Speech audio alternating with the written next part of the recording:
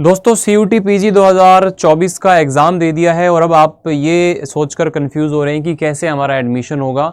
तो आप लोगों को एग्ज़ाम देने के बाद में इंडिविजुअल जिस भी कोर्स के लिए या फिर जिस भी यूनिवर्सिटी के लिए आप जाना चाहते हैं तो उसकी इंडिविजुअल साइट पर आप लोगों को फोकस रखना है, नज़र रखना है। जैसा मान लो आप दिल्ली यूनिवर्सिटी के किसी कोर्स में एनरोल होना चाहते हैं तो आप लोगों को डे टू डे बेसिस पर रेगुलरली उसकी वेबसाइट पर कोई भी अपडेट आता है तो उससे जुड़े हुए रहना चाहिए।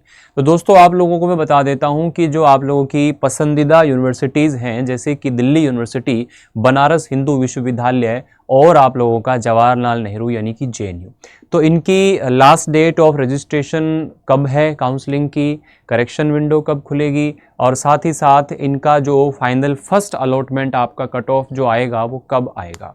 तो आइएगा फटाफट से इस वीडियो में जान लेते हैं कि कब आप लोगों को ये चीज़ें देखने को मिलने वाली है।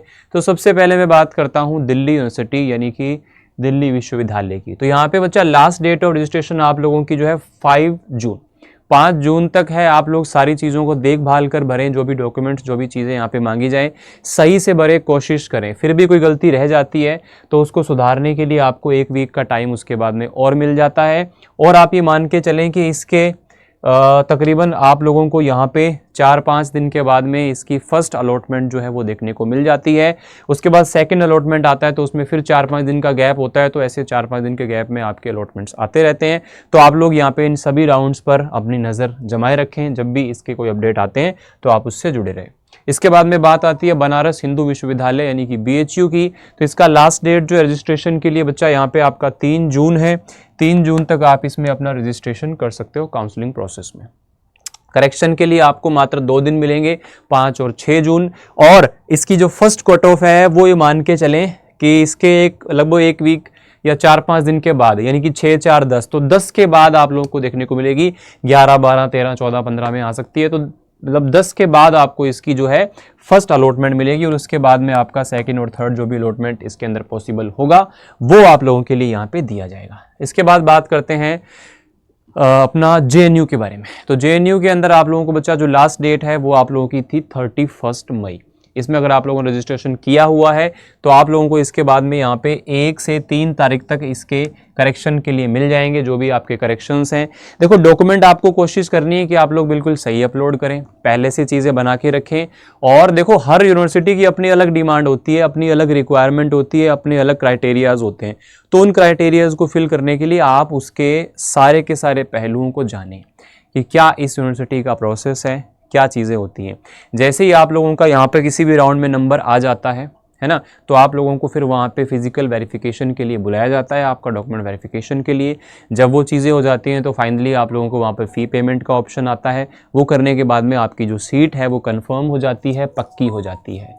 तो आप लोगों ने इस बार अच्छी मेहनत की होगी, या हो सकता है आप ग्रेजुएशन के लास्ट ईयर में थे और आपने पेपर दिया और आप ठीक ठाक कर पा रहे हैं, या फिर किन्हीं कारणों से अगर आप 2024 में बहुत अच्छा नहीं कर पाए हैं और आपको वो मनपसंद या पसंदीदा कॉलेज नहीं मिल पाया है, तो अगर आपको लगता है कि आप और मेहनत कर सकते हैं, आप और अच्छा कर सकते हैं, तो आप 1 साल का ड्रॉप लेकर आगे भी इसकी तैयारी कर सकते हैं ताकि आपकी जो पोस्ट ग्रेजुएशन है वो बहुत अच्छे और शानदार कॉलेज से हो पाए, है ना।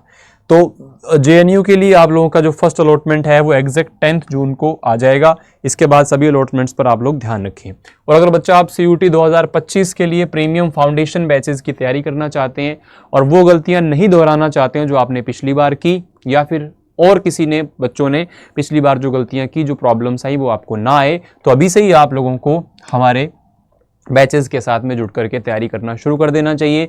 तो अभी आप लोगों के लिए CUT 2025 के लिए एस्पिरेशन बैच है जो कि बच्चों की पहली पसंद इस समय पे बनी हुई है। और आप चाहें तो हमारे महापैक्स को भी एनरोल कर सकते हैं जिसमें आपको आने वाले सभी बैचेस का एक्सेस पूरे वर्ष के लिए मिल जाता है। थोड़ा सा एक्स्ट्रा अमाउंट देकर के आप सभी बैचेस में आपको आगे एनरोलमेंट मिल जाता है। तो मैक्सिमम डिस्काउंट कोड आप लोग किसी भी बैच से जुड़ेंगे तो ये है।